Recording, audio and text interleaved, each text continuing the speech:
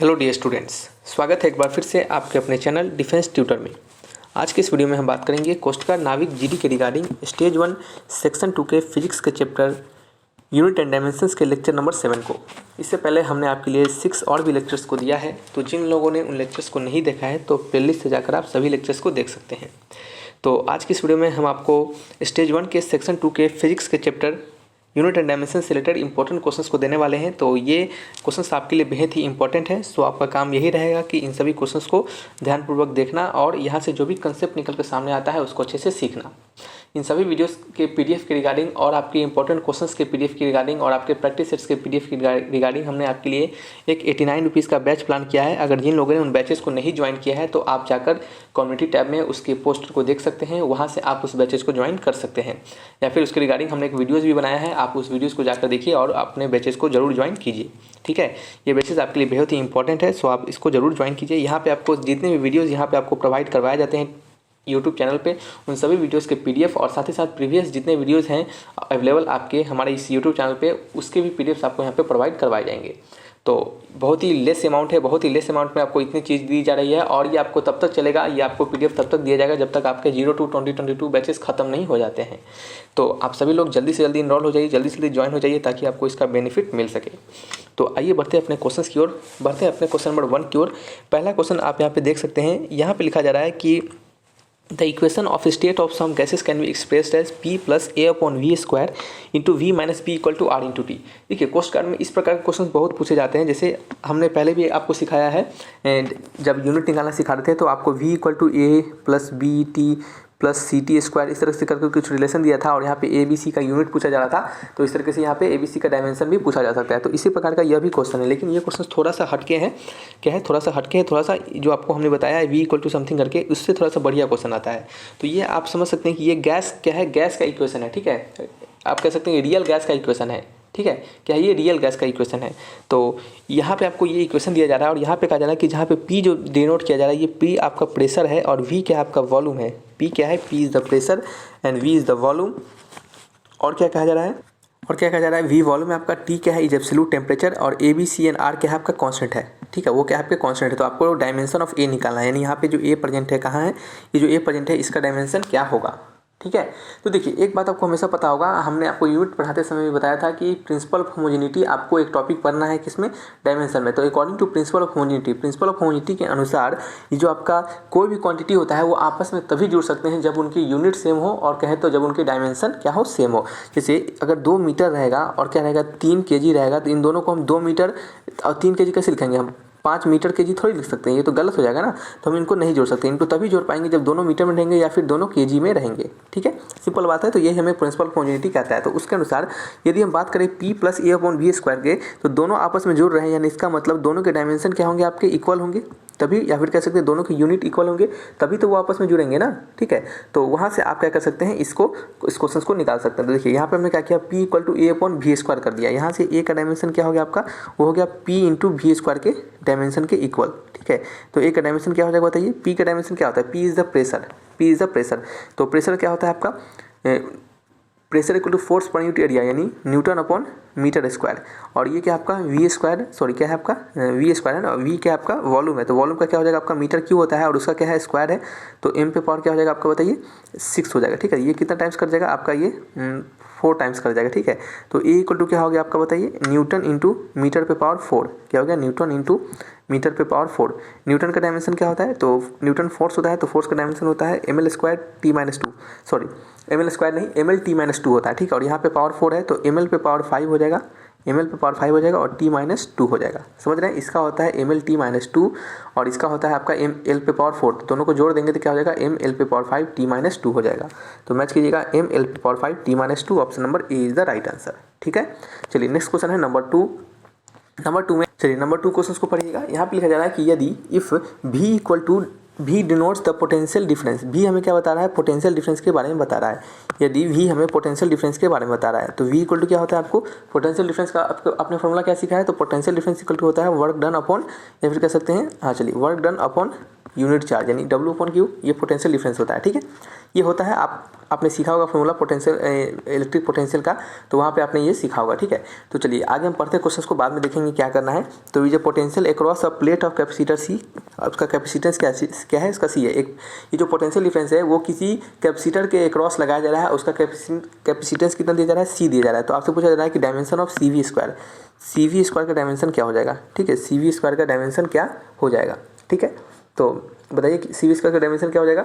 तो आपने अगर इलेक्ट्रिसिटी को चैप्टर को अच्छे से पढ़ा है तो वहाँ आपने सीखा हुआ कि एनर्जी स्टोर जो होता है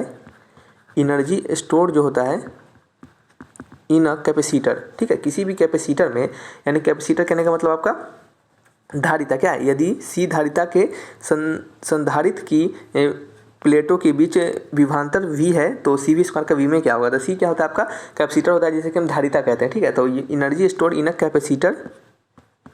ठीक है, energy store in a capacitor. ठीक है, CAPICATOR। ठीक है, CA capacitor, CAPACITOR। Energy store in a capacitor वो क्या होता है आपका हाफ ऑफ CV² होता है। Energy store in a capacitor जो होता है वो क्या होता है आपका हाफ ऑफ CV² होता है। आपसे पूछा क्या जा रहा है, आपसे CV² का डायमेंशन पूछा जा रहा है। हाफ का तो कोई डायमेंशन नहीं होगा, तो डायमेंशन सिर्फ किसका होगा, CV² का होगा। और ये CV² का डायमेंशन किसके बराबर है, तो एनर्जी स्टोर इन कैपेसिटर के बराबर है। तो सिंपल सी बात है कि एनर्जी स्टोर इन कैपेसिटर भी एक प्रकार का एनर्जी ही हुआ ना, तो वो किसी प्रकार का एनर्जी हो, एनर्जी होता है। ठीक है, तो एनर्जी का यूनिट क्या होता है, हमेशा आपका जूल होता है। एनर्जी का यूनिट क्या होता है आपका हमेशा जूल होता है। और इसे हम क्या लिखते हैं, न्यूटन इंटू मीटर लिखते हैं। और क्या लिखते हैं बताइए, इसे हम लिखते हैं न्यूटन इंटू मीटर। यदि हम इसके डायमेंशन की बात करेंगे तो एनर्जी का डायमेंशन हमको याद होता है, वो क्या होता है आपका mL²T-2।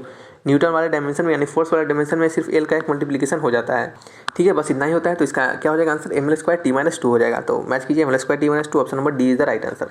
अब देखिए कुछ बच्चे क्या करेंगे, इसको बनाने के लिए C का अलग से डायमेंशन लिखेंगे, V का अलग से डायमेंशन लिखेंगे, और दोनों का लिखने के बाद इसको मल्टीप्लाई करके इसका आंसर निकालेंगे। लेकिन यदि आप ऐसा करते हैं तो आप बहुत मुश्किल में पड़ जाएंगे, यानी कह सकते हैं बहुत ही ज़्यादा समय लग जाएगा। ठीक है, मुश्किल क्या होना, आपको ज़्यादा समय लग जाएगा, दूसरा कुछ नहीं। क्वेश्चन तब भी बनेगा, लेकिन हो सकता है कि 1-2 मिनट ज़्यादा लग जाए, समझ रहे हैं। तो आपको यदि कंसेप्ट पता रहेगा तो आप इसको आसानी से बना पाइएगा। ठीक है, चलिए बढ़ते हैं नेक्स्ट क्वेश्चन नंबर 3 की ओर।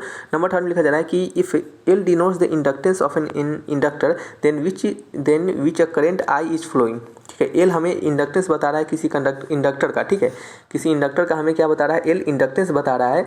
तो आपसे क्या पूछा जा रहा है, आपसे पूछा जा रहा है कि जो आपका Li² होगा, यानी I वहाँ पे करंट है, तो Li² का डायमेंशन क्या होगा। ठीक है, तो आपने पढ़ा होगा कि एनर्जी स्टोर्ड होता है इंडक्टर में, तो यहाँ पे लिखेंगे stored energy in inductor. Inductor में जो एनर्जी स्टोर होता है वो किसके बराबर होता है, तो वो होता है आपका हाफ ऑफ Li² के। Energy store in conductor is equal to half of Li²। ठीक है, चलिए नीचे से लिख देते हैं हाफ ऑफ Li²। ठीक है, तो ये भी एक प्रकार की एनर्जी ही है। तो हाफ का डायमेंशन तो होगा नहीं, सिर्फ Li का डायमेंशन होगा। तो Li² का डायमेंशन जो होगा वो किसके बराबर होगा, E आपके एनर्जी के डायमेंशन के बराबर। वो क्या होता है आपका mL²T-2 के बराबर होता है। तो मैच कीजिए option mL²T-2, option number A is the right answer. ठीक है, चलिए नेक्स्ट क्वेश्चन है नंबर 4th क्वेश्चन में लिखा जा रहा है कि one of the following quantities which one has dimension different from the ranging 3। ठीक है, इनमें से कौन सा ऐसा आपका जो ऑप्शन है या फिर कहते हो क्वांटिटी है जिनके अदर 3 ऑप्शन क्या है आपके उससे अलग है। ठीक है, यानी कहने का मतलब इनमें से आपको वैसा ऑप्शन चुनना है जिनके क्या हो, आपके डायमेंशन क्या हो, डिफरेंट है आपके 3 गिवन ऑप्शन के। ठीक है, तो पहला अगर हम चेक करेंगे ऑप्शन को, एनर्जी पर यूनिट वॉल्यूम, क्या होता है एनर्जी पर यूनिट वॉल्यूम। ठीक है, तो एनर्जी का डायमेंशन क्या होता है mL²T-2 होता है, T-2 होता है। और नीचे क्या है, वॉल्यूम क्या होता है L का क्यूब। ठीक है, यदि हम इसको अच्छे से लिखेंगे तो L ऊपर कट जाएगा तो m हो जाएगा, L पे पावर -1 हो जाएगा और T पे पावर -2 हो जाएगा। ठीक है, ये आपका पहले वाले ऑप्शन का हमें डायमेंशन निकल चुका है। नेक्स्ट है क्या, फोर्स पर यूनिट एरिया। ऑप्शन बी में क्या है आपका फोर्स अपॉन एरिया। फोर्स क्या होता है आपका mL/T-2 और नीचे क्या है एरिया क्या होता है L² होता है। ठीक है, यदि हम इसको अच्छे से लिखे काट के तो आपका हो जाएगा mL पे पावर -1, क्या हो जाएगा mL पे पावर -1 और T पे पावर -2। ठीक है, यानी ये भी हमारे दोनों ऑप्शन मैच किया है। नंबर 3 को दिखेगा, लिखा जा रहा है नंबर 3 में क्या है बताइए। तो नंबर 3 में लिखा जा रहा है आपका product of voltage and charge per unit volume. ठीक है, नंबर 3 को देखिएगा, नंबर 3, चलिए मार्कर थोड़ा चेंज करते हैं। नंबर 3 में क्या है आपका प्रोडक्ट ऑफ वोल्टेज, यानी वोल्टेज गुने चार्ज, यानी Q अपॉन वॉल्यूम। ठीक है, यही क्या है V × Q अपॉन वॉल्यूम है। ठीक है। तो Q इक्वल टू क्या है, I इंटू टी होता है, तो V इंटू आई इंटू टी हो गया। नीचे क्या आपका V हो गया, ये क्या आपका वॉल्यूम है। एक सेकेंड, वॉल्यूम को हम कैसे लिखे, वॉल्यूम को थोड़ा अलग तरीके से लिखते हैं ताकि क्या आपका मैच ना हो, ठीक है, ताकि क्या आपका मैच ना कर जाए। तो यहाँ पे वॉल्यूम को हम VOL लिख देते हैं, VOL, ठीक है ना। तो ऊपर वाला V से भी काट दीजिएगा ऐसे। तो चलिए, तो क्या होगा आपका, ऐसा हो गया। अब हमें क्या करना है, इन सभी का कह सकते हैं यूनिट लिखना है, ठीक है। तो आपने सीखा होगा, तो V इंटू आई क्या होता है, पावर होता है। V इंटू आई क्या होता है, पावर होता है। तो आप इसको सिंपल पावर लिख दीजिएगा, इंटू क्या है, टी से टाइम हो जाएगा। नीचे क्या आपका वॉल्यूम है। अब आप देख सकते हैं कि पावर का यूनिट हमने आपको कितना बार बताया है। आपको अगर प्रीवियस वीडियोस को नहीं देखा है तो जाकर देखिएगा। पावर में क्या करते हैं, सीधे एनर्जी वाले में क्या करते हैं, टी से भाग कर देते हैं। एनर्जी को हम टी से भाग कर देते हैं तो वही हमारा पावर आ जाता है, ठीक है। तो जब एनर्जी को हम टी से भाग कर देंगे तो पावर को हम क्या लिख सकते हैं बताइए। तो पावर को हम लिख सकते हैं एनर्जी अपॉन टाइम। पावर को क्या लिख सकते हैं बताइए। तो एनर्जी अपॉन टाइम, ठीक है। तो एनर्जी को टी से भाग कर दिए तो ये क्या हो गया आपका, एनर्जी अपॉन वॉल्यूम हो गया। पहले की तरह देख सकते हैं एनर्जी अपॉन वॉल्यूम, और इसका यूनिट क्या आया था आपका, इसका यूनिट आया था ml पे पावर -1, ml पे पावर -1, टी पे पावर -2, यही आया था ना। तो बस सिंपल हमने यही लिख दिया। तो ये भी हमारा क्या हो रहा है, ऑप्शन तीनों जो हमारे ऊपर ऑप्शन है ABC, उनके क्या है, सभी के यूनिट सेम है। और ऑप्शन डी क्या होगा, उसी का यूनिट होगा जो कि क्या होगा, डिफरेंट होगा। तो हमारा आंसर क्या हो जाएगा, ऑप्शन नंबर डी हो जाएगा। आपसे डिफरेंट वाला ऑप्शन पूछा जा रहा था कि उनमें से डिफरेंट कौन सा है। वो क्या आपका angular momentum per unit mass. अगर आप एंगुलर मोमेंटम की बात करें तो एंगुलर मोमेंटम को एल से डिनोट करते हैं। तो एल अपॉन एम जो होगा वो क्या होगा, एल को क्या लिख सकते हैं, एम वी आर लिखते हैं। तो अपॉन नीचे एम है तो एम से एम कट गया, ये क्या हो गया, वी इंटू आर के बराबर हो गया, ठीक है। तो इसका अगर हम डायमेंशन बात करें, इसका डायमेंशन क्या हो जाएगा बताइए। तो इसका डायमेंशन हो जाएगा आपका v का होता है l टी पे पावर -1, और इंटू में क्या आपका r है तो l स्क्वायर टी पे पावर -1 हो जाएगा। तो देख सकते हैं ये डिफरेंट ऑप्शन है, यही इसका आंसर होगा। नेक्स्ट क्वेश्चन है आपका नंबर 5 क्वेश्चन में पढ़िएगा क्या लिखा जा रहा है। तो नंबर 5 क्वेश्चन से लिखा जा रहा है आपका the frequency of vibration f and mass m suspended from a spring constant k is given by a relation of the type f equal to c m to the power x k to the power y। तो c is dimensionless quantity, then the value of x and y, ठीक है। आपसे x and y का value पूछा जा रहा है। कहा जा रहा है कि f जो आपका क्या है, फ्रीक्वेंसी है, वो उसका रिलेशन दिया जा रहा है आपको मास में, और क्या आपके किस में दिया जा रहा है, और k क्या है, स्प्रिंग कांस्टेंट में, ठीक है। तो आपसे मास पे पावर x है इसका रिलेशन में, और k to the power y है। तो आपको x एंड y का वैल्यू पूछा जा रहा है। तो जब भी इस प्रकार के क्वेश्चन दिया जाए तो आपको यहाँ पे क्या ध्यान रखना पड़ता है, आपको सिंपल यहाँ पे एक ही काम होता है। आपका काम होता है कि जितने भी हमारे टर्म दिए गए हैं, जैसे कि f है, m है, c है, k है, c तो कांस्टेंट है तो c को बात हटा दीजिए। तो जो आपके टर्म है f, m और k, इन सभी के क्या करना है आपको, सबसे पहले डायमेंशन को लिखना है, और देन फिर डायमेंशन लिखने के बाद दोनों साइड जो गिवन डायमेंशन है उससे क्या करना है, हमको कंपेरिजन कर लेना है, ठीक है। तो हम करते हैं इसी काम को, हम क्या करते हैं, इसी काम को करते हैं। तो चलिए हम सबसे पहले क्या करेंगे, लिखेंगे डायमेंशन फ्रीक्वेंसी का। तो फ्रीक्वेंसी क्या होता है, 1 अपॉन टाइम पीरियड होता है। तो इसका डायमेंशन क्या हो गया, टी पे पावर -1 हो गया, इक्वल टू हो गया c, मास क्या होता है, m होता है, इस पे पावर क्या हो गया, x हो गया। ये क्या आपका k है, k इज क्या है, स्प्रिंग कांस्टेंट। आपने फॉर्मूला सीखा होगा, f इक्वल टू क्या होता है, k इंटू एक्स, यानी फोर्स इक्वल टू क्या होता है आपका energy spring constant into displacement, ठीक है। तो यहाँ से अगर हम k की बात करेंगे तो क्या हो जाएगा, f अपॉन x हो जाएगा। तो f अपॉन x यानी f का डायमेंशन क्या होता है, तो f का होता है ml t-2, और नीचे क्या है, l है, तो l से l कट जाएगा, m क्या हो जाएगा आपका m t-2 हो जाएगा, उस पर पावर क्या हो जाएगा, y हो जाएगा। यदि हम इसको अच्छे से लिखें तो क्या हो जाएगा आपका m पे पावर, ये आपका हो जाएगा x प्लस वाई इंटू में, या फिर इंटू तो लिखने की जरूरत नहीं होता है, यहाँ पे t पे पावर -2 इंटू वाई हो जाएगा, ठीक। और यहाँ क्या हमारा t पे पावर -1 है, सिंपल। अब हमें क्या करना है, अब हमें करना है दोनों साइड जो हमारे टर्म है, यहाँ पे m और यहाँ पे t है, और यहाँ पे क्या है, यदि हम बात करें t पे पावर -1 को, यदि हम t पे पावर -1 की बात करें तो इसको हम क्या लिख सकते हैं, इसको हम लिख सकते हैं क्या, इस प्रकार से m पे पावर 0 और t पे पावर -1, इससे कोई फर्क नहीं पड़ेगा, एनीथिंग पे पावर 0 1 ही होता है, ठीक है। तो हम इसको ऐसा लिख सकते हैं। अब हमें क्या करना पड़ेगा, राइट साइड और लेफ्ट साइड दोनों साइड के जो हमारे m है उनके कोफिशिएंट को इक्वल करना पड़ेगा, और हमारे जो t है उनके दोनों को पावर को, सॉरी कोफिशिएंट को नहीं, पावर को, दोनों साइड के जो m है और दोनों साइड के जो t है उन दोनों के पावर को क्या कीजिए, आपस में एक दूसरे के इक्वल कीजिए, यानी यहाँ से m के पावर को और यहाँ से m के पावर को क्या कीजिए, इक्वेट कीजिए। तो यहाँ से हमें पता चलेगा कि x plus y equal to क्या है, 0 है। हमेशा क्यों करते हैं, क्योंकि आपको पता होना चाहिए कि जब तक दोनों साइड के डायमेंशन इक्वल नहीं होंगे तब तक हमारा इक्वेशन वैलिड नहीं होगा। तो इस कारण से हम ऐसा करते हैं, ठीक है। और नेक्स्ट क्या आपका, फिर हम t के डायमेंशन को इक्वल करेंगे तो -1 इक्वल टू क्या होगा, -2y हो जाएगा। तो माइनस से माइनस कट जाएगा तो y इक्वल टू हो जाएगा 1/2, ठीक है। यहाँ से अगर हम निकालेंगे तो x इक्वल टू क्या हो जाएगा, -1/2 हो जाएगा। तो x का वैल्यू में -1/2 निकल गया, y का वैल्यू में 1/2 निकल गया। तो -1/2 और 1/2 ऑप्शन चेक कीजिएगा। ऑप्शन नंबर कौन सा है, D is the right answer. कौन सा ऑप्शन मैच कर रहा है, D is the right answer. देखिए यदि आपके ऑप्शन में यहाँ पे तो एक्स और वाई करके दे दिया है। कभी कभी क्या होता है ऑप्शन में कंफ्यूज करने के लिए आपको एक्स वाई नहीं देगा, सिंपल दोनों वैल्यू लिखा हुआ देगा, ठीक है, दोनों वैल्यू लिखा हुआ आपको देगा। तो आपको वहाँ पे ध्यान रखना है कि पहले कौन पूछा जा रहा है, पहले एक्स पूछा जा रहा है या फिर पहले वाई पूछा जा रहा है। तो यहाँ पे पहले एक्स पूछा जा रहा था तो पहले एक्स वाला का लिखेंगे और देन फिर हम वाई वाला का लिखेंगे, ठीक है। नहीं तो यहाँ पे भी बनाने के बाद भी आपका बहुत लोग क्या करते हैं आंसर को गलती कर देते हैं, तो इस बात को थोड़ा सा ध्यान रखना है, ठीक है। नेक्स्ट है क्वेश्चन नंबर 6। नंबर 6 क्वेश्चन में क्या लिखा जा रहा है, पढ़िए। नंबर 6 क्वेश्चन में लिखा जा रहा है the quantity A and B are related by the relation M equal to A upon B. A और बी क्वांटिटी है जिनको कि M equal to A upon B से रिलेट किया जा रहा है, जहाँ एम क्या है लीनियर डेंसिटी है, ए क्या है आपके फोर्स है, तो आपको डायमेंशन बी का बताना है।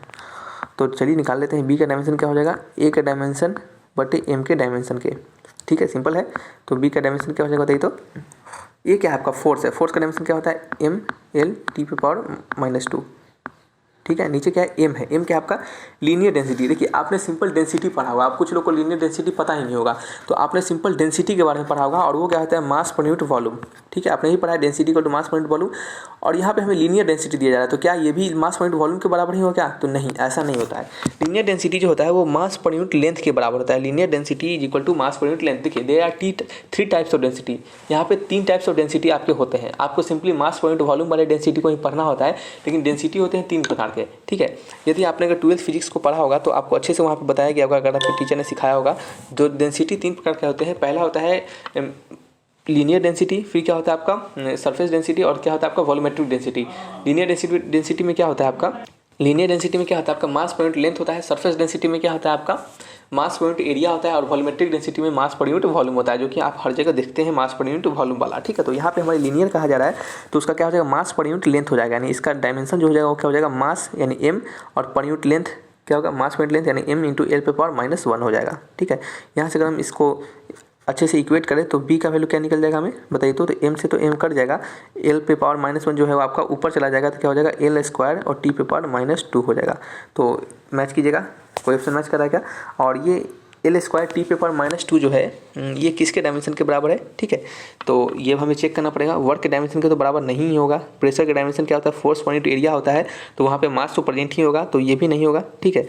तो हो क्या सकता है, तो यहाँ पे आपका हो सकता है लैटेंट हीट। कैसे, देखिए हमने आपको जब यूनिट पढ़ा रहे थे या फिर शायद हमने प्रीवियस वीडियोज में ही बताया था कि जो Q इक्वल टू होता है वो क्या होता है एम इंटू एल होता है। यहाँ पे एल जो होता है यही आपका लैटेंट हीट होता है, तो इसको हम लिखते हैं Q अपॉन एम करके, ठीक है, Q अपॉन एम करके हम लिखते हैं, ठीक है। यदि हम बात करें Q, तो Q क्या है हमारा एनर्जी है। यदि हम बात करें Q के बारे में तो Q इज़ द एनर्जी, ठीक है। तो एनर्जी का यूनिट क्या होता है M, यहाँ पे लिख देते हैं एल स्क्वायर टी -2, और नीचे क्या है आपका M है मास, जो कि कैपिटल M है, ठीक है। तो यहाँ से हम इक्वेट करेंगे तो M से M कट जाएगा, तो वैल्यू हो जाएगा आपका बताइए क्या हो जाएगा, वैल्यू हो जाएगा आपका सिंपल वैल्यू हो जाएगा आपका एल स्क्वायर टी पे पावर -2, ठीक है, यही वैल्यू हो जाएगा। वैल्यू हो जाएगा एक बार अच्छे से लिखते हैं एल स्क्वायर टी पे पावर -2 हो जाएगा, ठीक है। तो मैच कीजिए ऑप्शन, कोई मैच कर रहा है क्या। तो मैच क्या करना है हमें तो पहले से पता है ना, यही देख सकते हैं दोनों आपस में क्या आपके इक्वल है, तो यही हो जाएगा राइट आंसर। तो ऑप्शन नंबर कौन सा है आपका, C is the correct answer, C is the answer, option number C is the answer, ठीक है। नेक्स्ट है number 7th question. Number 7th question में क्या लिखा जा रहा है पढ़िएगा। तो नंबर 7th क्वेश्चन में लिखा जा रहा है आपका कि the velocity of water wave V, ठीक है, में depends upon their wavelength lambda. V क्या आपका वेलोसिटी है, वाटर वेव का वेलोसिटी है, सॉरी किसी का वेव का वेलोसिटी, हमें क्या मतलब, हमें तो सिर्फ वी से मतलब है, वी इज़ द वेलोसिटी, ठीक है, इतना समझ में आ गया, वी इज़ द वेलोसिटी। फिर क्या कहा जा रहा है, एक सेकेंड, लिखा जा रहा है वेवलेंथ इज लेमडा, ठीक है, वेवलेंथ क्या है lambda, lambda is the wavelength, lambda is the wavelength, ठीक है। देन फिर और कुछ है क्या, और क्या है आपका बताइए। तो हमारा वेलोसिटी है, तो वेलोसिटी का यूनिट क्या हो जाएगा मीटर पर सेकेंड हो जाएगा, वेवलेंथ क्या है लेमडा होता है, इसका यूनिट मीटर होता है, ठीक है। देन फिर कहा जा रहा है कि डेंसिटी ऑफ वाटर रो, रो क्या है आपका डेंसिटी है, रो इज़ द डेंसिटी, ठीक है। अब डेंसिटी नहीं बोला गया है तो आप सिंपल इसको मास पर यूनिट वॉल्यूम वाला ही लीजिएगा, तो क्या हो जाएगा kg पर मीटर क्यूब। अगर कुछ नहीं कहा जाए तो आप इसको मास पर यूनिट वॉल्यूम वाला ही डेंसिटी लेंगे, तो kg पर मीटर क्यूब हो गया। And acceleration due to gravity g, तो g क्या है आपका एक्सेलरेशन ड्यू टू ग्रेविटी, ठीक है, acceleration due to gravity GRAVITY, ठीक है, एक्सेलरेशन ड्यू टू ग्रेविटी है। और फिर क्या आपका the method of dimension given in relation below this quantity, तो कहा जा रहा है कि इनमें जो क्वांटिटी आपके नीचे दिए गए हैं उनमें से कौन सा रिलेशन करेक्ट है इसके रिगार्डिंग। ये जो हमारा v है, ये जो v है वो आपके प्रोपोर्शनल है किसके, बताइए किसके प्रोपोर्शनल है, तो ये आपके प्रोपोर्शनल है किसके, v लेमडा आप फिर कह सकते हैं the velocity of water wave depends on, ये जो वेलोसिटी है आपका वो किस पे डिपेंड कर रहा है, लेमडा पे डिपेंड कर रहा है। तो लेमडा पे पावर ए मान लेते हैं और क्या आपका रो पे पावर बी मान लेते हैं और आपका जी पे पावर सी मान लेते हैं। तो आपसे कहा जा रहा है कि ये जो हमारा ये जो रिलेशन है वो उसमें से कौन सा रिलेशन हमारा वैलिड है, ये जो रिलेशन है इनमें से कौन सा रिलेशन हमारा वैलिड है। ठीक है, तो आप कैसे फाइंड कीजिएगा बताइए, तो इस क्वेश्चन को आप कैसे फाइंड कीजिएगा।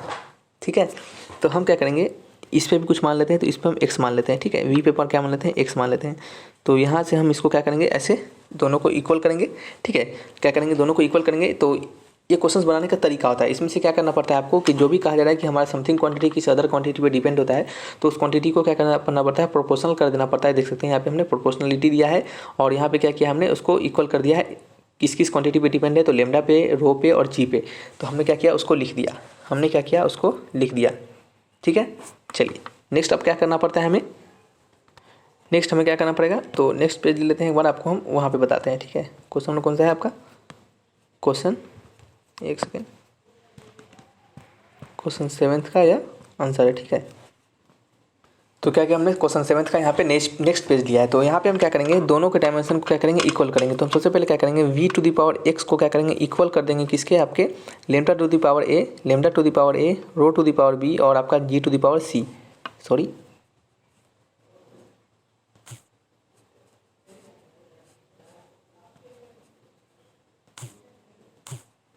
सॉरी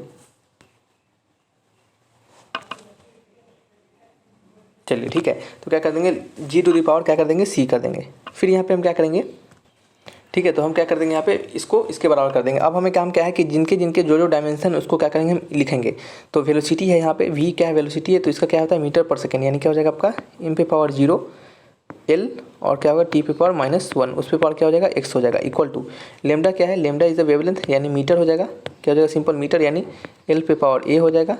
और वो क्या हो जाएगा आपका g क्या है, डेंसिटी है, तो मास पर यूनिट वॉल्यूम, तो यानी m l पे पावर -3 उस पे पावर क्या हो जाएगा आपका b हो जाएगा। ठीक है, उस पर क्या हो जाएगा, b हो जाएगा। फिर g क्या है, एक्सेशन ड्यू टू ग्रेविटी, यानी क्या होता है इसका मीटर पर सेकेंड स्क्वायर होता है, यही होता है ना। तो क्या हो गया आपका मीटर पर सेकेंड यानी l t पे पावर -2 हो जाएगा। ठीक है, उस पे पावर क्या हो जाएगा, c हो जाएगा। तो यहाँ पे हम जितने भी क्वांटिटी है हम सभी के डायमेंशन को एक साथ लिखेंगे। तो m पे पावर क्या हो जाएगा आपका x हो जाएगा, सॉरी m पे पावर x नहीं हो जाएगा, ये आपका 0 है ना, तो m पे पावर 0 ही रहेगा और l पे पावर x हो जाएगा और t पे पावर -x हो जाएगा। ठीक है, इक्वल टू, अब जैसे जैसे जो है आपको वैसे वैसे लिखना है। तो सबसे पहले m के बारे में बात करेंगे, तो m पे पावर क्या हो जाएगा b। ठीक है, फिर क्या हो जाएगा यहाँ पे m पे पावर b हो जाएगा। और क्या होगा बताइए, तो और क्या हो रहा है, m पे पावर b हो जा रहा है और फिर क्या हो रहा है l पे पावर क्या हो जा रहा है बताइए, a हो जा रहा है, -3 भी हो जा रहा है और +c हो जा रहा है। चलिए फिर क्या हो जाएगा, t पे पावर देखेंगे तो t पे पावर सिर्फ -2c हो जा रहा है, सिंपल है। तो अब हम क्या करेंगे, दोनों के पावर जो होंगे आपके क्या करेंगे, जो m के साइड लेफ्ट साइड और right hand side, left side और राइट साइड दोनों के जो m है और दोनों के जो l है, दोनों के जो t है, इन सभी के पावर को क्या करेंगे, एक दूसरे से इक्वेट करेंगे और इक्वेट करने के बाद चेक करेंगे कि हमारा वैल्यू क्या मिल रहा है, a b c और x का वैल्यू हमें क्या मिल रहा है। तो m के अगर इक्वेट करेंगे तो b इक्वल टू क्या मिल गया, हमें 0 मिल गया, b इक्वल टू क्या मिल गया, हमें 0 मिल गया, पहला हमें मिल चुका है। दूसरा इक्वेट करेंगे तो a -3b + c equal to क्या होगा, x के बराबर होगा, b 0 है तो a + c इक्वल टू क्या हो गया, हमें x के बराबर मिल गया। फिर ठीक है, क्या है, फिर क्या है, t को अगर इक्वेट करेंगे तो -2c इक्वल टू क्या हो जाएगा, x हो जाएगा, -2c इक्वल टू क्या हो जा रहा है आपका x हो जा रहा है। ठीक है, तो यहाँ से x का वैल्यू क्या निकल गया, हमें -2c के बराबर निकल गया। x का वैल्यू क्या निकल गया हमें, एक second, x equal to -2c। ठीक है, तो यहाँ पे अगर हम डालेंगे इसको तो x के जगह पर डाल देते हैं, तो a + c equal to -2c। तो यहाँ से हमें क्या पता चला, a इक्वल टू क्या हो गया आपका -3c, क्या हो जाएगा, -3c निकल गया। क्या निकल गया बताइए, हमें -3c मिल चुका है। तो अब हम क्या करेंगे, अब हम क्या कर सकते हैं, सॉरी यहाँ पे क्या हो गया, थोड़ा सा गलती हो गया, यहाँ पे -1 छूट गया है। ठीक है, तो यहाँ पे देख सकते हैं यहाँ -2c और -x है ना, तो इक्वेट करेंगे तो क्या हो जाएगा आपका माइनस हट जाएगा और +2c हो जाएगा। ठीक है, तो जब यहाँ पे हम डालेंगे तो यहाँ पे अगर हम डालते हैं जब, तो a + c इक्वल टू क्या था, a + c equal to x था ना, तो x के जगह पर 2c डाल देंगे तो a इक्वल टू क्या हो जाएगा आपका 2c - c यानी a इक्वल टू c हो जाएगा। ठीक है, तो हमें a इक्वल टू c निकल गया है और आपका क्या निकला है, हमें b इक्वल टू 0 निकला है और क्या निकला है, हमें x का वैल्यू अभी नहीं निकला है। x का वैल्यू क्या निकला है, हमें x का वैल्यू निकला है तो आपका 2c के टर्म में निकला है, तो x इक्वल टू क्या हो जाएगा, 2 टाइम्स ऑफ c हो जाएगा। ठीक है। तो अब हम अपने ऑप्शन को देखेंगे, अपने ऑप्शंस को देखते हैं। तो ऑप्शंस को देखने के अनुसार हमें क्या देखना है, यहाँ पे हमें तो वैल्यू नहीं निकला है, तो हम यहाँ पे क्या देखेंगे, ए और सी के बारे में देखते हैं। तो ए और सी क्या है हमारा इक्वल है, ए और सी क्या है हमारा इक्वल, यानी कहने मतलब लेमडा और जी का जो पावर होगा वो क्या होगा आपका इक्वल होगा। और सबसे पहले तो डेंसिटी पे वो डिपेंड नहीं करेगा, क्यों, क्योंकि आपका बी का वैल्यू 0 आ रहा है। तो डेंसिटी वाला जहाँ जहाँ होगा उसको सबसे पहले एक्स छोड़ दीजिए, ठीक है। तो डेंसिटी किस पे डिपेंड कर रहा है, ऑप्शन नंबर ए डेंसिटी पे डिपेंड कर रहा है, ऑप्शन नंबर बी भी डेंसिटी पे डिपेंड कर रहा है। सिर्फ डिपेंड नहीं कर रहा है तो ऑप्शन सी और ऑप्शन डी डेंसिटी पे नहीं डिपेंड कर रहा है। तो इसी दोनों में से कोई आंसर होगा। तो अब देखते हैं इस दोनों में से आंसर कौन सा हो सकता है। तो इस दोनों में आंसर वही हो सकता है जिनके ए और सी क्या होंगे, पावर इक्वल होंगे। ए और सी कहने मतलब लेमडा और सी दोनों के पावर क्या होंगे, इक्वल होंगे, ठीक है। तो इसमें देखेंगे लेमडा और सी दोनों के पावर किन में से इक्वल है, तो ऑप्शन डी दिखेगा। तो लेमडा और सी दोनों के पावर इक्वल नहीं है, सिर्फ ऑप्शन नंबर बी जो है जिसमें लेमडा और सी का पावर इक्वल है। तो सिर्फ आंसर क्या हो जाएगा हमारा option number C is the right answer, ठीक है। तो देखिए यहाँ पे ऐसा क्यों हुआ, यहाँ पे हमें एग्जैक्ट आंसर क्यों नहीं मिल पाया था, क्यों इसलिए नहीं मिल पाया क्योंकि आप देख सकते हैं यहाँ पे एक्स वाई और ए बी सी, ये क्या है, sorry simple X A B C, तीन हमारे यहाँ पे हो गए वेरिएबल और एक इधर हो गया, कितना 4 वेरिएबल हो गए। और हमारे पास टर्म कितने हैं, तो एम एल टी है, यानी 3 ही टर्म है। तो 3 टर्म से 4 वेरिएबल निकालना परेशानी हो सकता है। अगर कभी निकलेगा ही नहीं तो उस समय क्या करना पड़ता है, हमें ऑप्शंस को देखकर चेक करना पड़ता है, ठीक है। जनरली ऐसे क्वेश्चंस नहीं दिए जाएंगे, ये आपको थोड़ा सा टफ मान लिया जाता है, लेकिन फिर भी हम आपको बता दिए कि मे बी अगर उनका दिमाग खराब हो तो दे भी सकते हैं, ठीक है। तो आपको याद रखना, हालांकि ये क्वेश्चन बहुत ही सिंपल है। इसमें जो टर्म यूज किए गए हैं, इसमें जो आपके जो डायमेंशन यूज किए गए हैं वो इजी डायमेंशन, यदि टफ डायमेंशन दे दिया जाता तो टाइम टेकन क्वेश्चन हो सकता था, ठीक है। Next question number 8 question number 8 में पढ़िएगा, लिखा जा रहा है कि द डायमेंशन ऑफ फेराड, ठीक है। फेराड का डायमेंशन क्या होता है, FARAD, फेराड, ठीक है। तो अब बताइए कि फेराड होता क्या है, फेराड क्या होता है, आपका कैपेसिटेंस का यूनिट क्या होता है, कैपेसिटेंस का आपका यूनिट होता है, ठीक है। ये होता है आपका यूनिट ऑफ कैपेसिटेंस, CAPACITANC, हमने आपको बताया हुआ भी है। तो farad is a unit of capacitance. तो कैपेसिटेंस से कोई फेराड का यूनिट होता है, तो हमें क्या करना है, इसका डायमेंशन निकालना है। तो आपने सीखा होगा कि Q इक्वल टू क्या होता है, सॉरी Q इक्वल टू क्या होता है, C इंटू वी होता है। तो यहाँ से C इक्वल टू क्या हो गया, Q अपॉन V हो गया, C इक्वल टू क्या हो गया, Q अपॉन V, जहाँ Q क्या है आपका, Q इज़ द चार्ज, क्या है, Q इज़ द चार्ज, और क्या है, V इज़ द आपका वोल्टेज, ठीक है। तो इसको Q को Q रहने देंगे, और V Q इक्वल टू क्या होता है, I इंटू टी होता है। V इक्वल टू क्या होता है आपका, I इंटू टी होता है।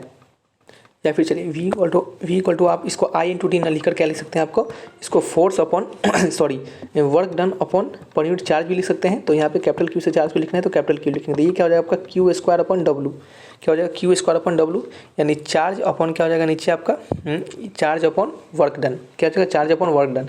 तो अब हमें इसका डायमेंशन निकालना बिल्कुल आसान हो चुका है, हमने इसको ईजी टर्म में कन्वर्ट कर चुका है। तो Q स्क्वायर तो Q स्क्वायर रहने देंगे क्योंकि हमारा टर्म Q स्क्वायर में ही है। तो W क्या हमारा वर्क डन है, तो वर्क का क्या होता है आपका M पे पावर -1, L पे पावर -2 और T पे पावर -2 और Q पे पावर क्या हो जाएगा, सिंपल 2 हो जाएगा। वर्क का क्या होता है, एनर्जी होता है। तो एनर्जी का क्या होता है आपका ml स्क्वायर T -2 होता है। तो सभी को हमने ऊपर कर दिया, इसका आंसर सभी माइनस में चला गया, तो ये आपका प्लस हो जाएगा ना, ठीक है। जब ये माइनस नीचे रहेगा तो ऊपर जाके प्लस हो जाएगा। तो हमारा हो जाएगा M पे पावर -1, L पे पावर -2, T स्क्वायर और Q स्क्वायर। तो कीजिए ऑप्शन को मैच, कौन सा ऑप्शन मैच कर रहा है, देखिए तो ऑप्शन नंबर C मैच कर रहा है। तो C is the right answer, ठीक है। चलिए नेक्स्ट क्वेश्चन है question number sorry 9th number. तो 9th नंबर क्वेश्चन क्या है हमारा, तो 9th नंबर लिखा जा रहा है हमें कि the dimension of resistivity in terms of MLT and Q where Q stand for dimension of charge, ठीक है।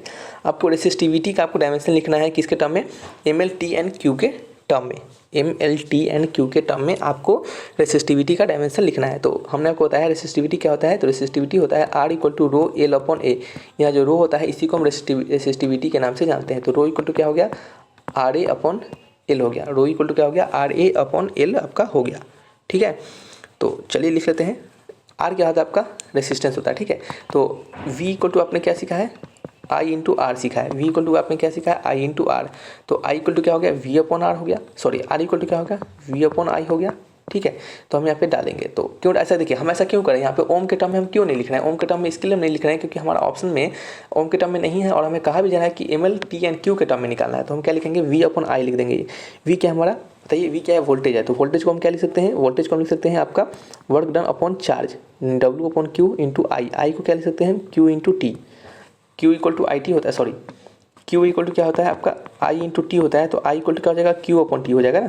तो यहाँ पे नीचे हो जाएगा Q और ऊपर चल जाएगा T, ठीक है। ये हमने R को लिखा। L का क्या होगा आपका, A तो एरिया है और L तो L ही रहेगा। वर्क का क्या होता है, ML स्क्वायर T -2, ठीक है, इंटू में T और क्या है आपका एरिया है, तो आपका क्या हो जाएगा L स्क्वायर नीचे क्यू स्क्वायर और इंटू में एल, तो एक एल से एक एल कट जाएगा। तो यहाँ पे हो जाएगा आपका रो का डायमेंशन क्या हो जाएगा, तो रो का डायमेंशन हो जाएगा एम एल स्क्वायर टी पे पावर -1 क्यू पे पावर -2। ठीक है, तो देखिएगा कोई ऑप्शन मैच कर रहा है क्या ऑप्शन, तो option number M L Q T पे पावर -1 क्यू पे पावर -2। कुछ गलती हो रहा है क्या, हाँ गलती हो रहा है, यहाँ पे हमारा एक एल छूट गया है, तो ये क्या हो जाएगा आपका 3 हो जाएगा, क्या हो जाएगा 3 हो जाएगा। तो ठीक से लिखिएगा क्या हो जाएगा 3 हो जाएगा। तो थोड़ा सा आपको ध्यान देना होता है, ये सभी चीज़ छूटना नहीं चाहिए। तो एम एल पे पावर 3 टी पे पावर -1 क्यू पे पावर -2 मैच कीजिए, option A is the right answer. Next है नंबर 10th क्वेश्चन लिखा जा रहा है कि equation of wave is given by, एक वेव का इक्वेशन है y equal to A sine omega, क्या है y equal to A sine omega x upon v minus K. Simple सी बात है, इक्वेशन ऑफ वेव आपने पढ़ा होगा तो वहाँ पे आपने इसको सीखा है। ठीक है, तो यहाँ पे ओमेगा क्या है angular velocity, v is the linear velocity, तो आपको डायमेंशन ऑफ k बताना है। तो सिंपल सी बात है कि अंदर वाला जो क्वांटिटी है हमारा वो क्या होगा a अपॉन v माइनस के, सॉरी a नहीं है x है ना, तो x अपॉन v माइनस के। ठीक है, अंदर वाला जो क्वांटिटी है वो क्या है आपका x अपॉन v माइनस के।